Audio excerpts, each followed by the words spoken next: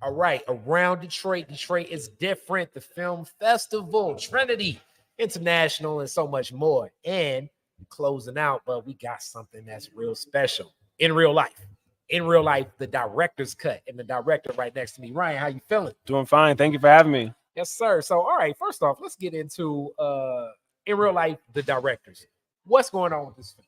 So IRL, it is a movie that my team and I made for the 48-hour film challenge last summer. You said the 48-hour film challenge. 48 hours. So y'all had 2 days to make a movie. Correct. So is it like top to bottom, like storyboard, write the script, shoot it, and everything?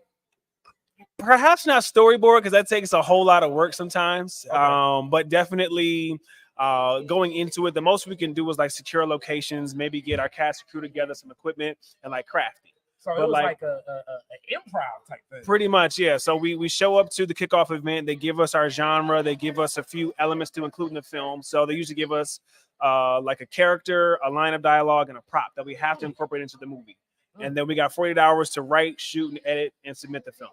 This reminds me of my hip hop days when Proof used to challenge us. He used to get like a box. Rest in peace, Proof. He put like a box and it just be random stuff in there. You have to pick it up and you have to freestyle at least as long as he said you could freestyle. And then the minute that it looked like you were putting a written inside, it'd be like, oh, you lost. Yeah. So it's like damn near freestyle filmmaking.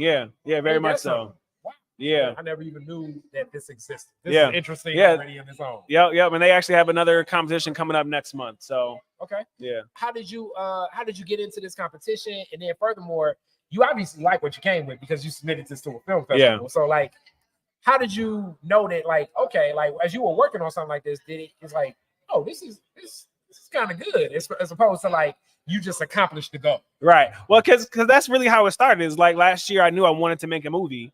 And I had participated in the 48-hour challenge before for like a horror challenge. And then some time ago when I was living in Arizona, I've done a couple of those challenges as an actor, actually.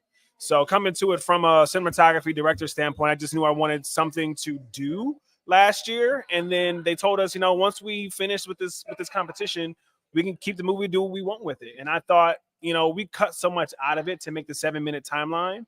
I wanted to put more back into it to really show what the whole story like really could have been. That's deep. Yeah, and so I just went back to the cutting room floor and just put everything back in there. And I was like, and I was telling folks, I what happened was I put that last frame on there, stood up, actually saved it, then stood up, walked away, did some dishes, came back with a glass of wine, sat down, turned my lights off like I'm in a movie theater, watched the whole thing. And by the way, it's a silent film.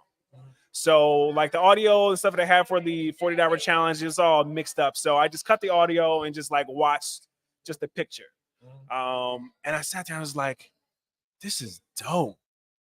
And of course, like you liked your stuff, but like I looked at it, I was like, yo, this is really, really cool. I called my mom and I was like, oh, Mom, this is like the best thing I've ever done in my life. I love this thing. Yeah. Yeah. I knew I wanted other people to see. From getting our genre from the film challenge of it being a silent film, using our elements. I'll say the line of dialogue is "It takes one to know one." I won't tell you how it shows up in a silent film because there are different parts we use in it.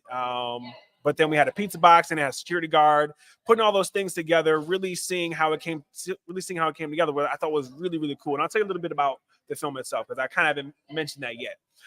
So what we did was we took a couple guys who were like friends and we set them in like a post-pandemic time period, if you will. And they're kind of re-entering the social scene. But they come to this house party and they realize that, online chat rooms, all that stuff is not the same as a house party. Like it's just completely different worlds. Yeah. And so we set up this house party where it's like a no phones party. In order to get in, you got to put your phone down and pay attention to what's going on around you. Interesting. Yeah. That already sounds very interesting. And you got my attention just already from the theme, but the topic seems very interesting. So with that being said, now let's just get to the meat and potatoes. How do people see it? How do people see it? Yep. Right now, it's just in festivals. Okay. So and festivals, a lot of them have, they want you to keep it private that way, if they want to have a premiere or something like that. So last week we were in LA for an LA premiere. And so I have another few that are coming up I hope to get into. So once I get those going, if I get, selected for those, then I'll consider putting it somewhere. I would love to put it online somewhere to make some more money back off this thing. But really my goal was to just make a film, get a project, at least have everybody give, put something on their resume, find more work. Definitely. I wanted to create an environment that's nurturing of people's desire to like work in film. That's mine especially. So I wanted to show what we all can do together. And that, hey, this is something that we've done that's complete. Please see what we can do and, put us to work. I tell folks all the time, like, I got two hands if you need them on set. That's deep. And with that being said, like, I mean, you went through so many of the prompts of where I would go. Last one, how do people get in contact with you? You can find me on Instagram at Real World Ryann. That's RealWorldRyann. So Ryan with two N's. Okay. And that's same on Twitter as well. That works. Thank you so much, Ryan, and best of luck with this, man. I'm interested in this one. Thank you very much. Yeah, thank you. Appreciate it. All right. Peace be. We out. Yes, sir.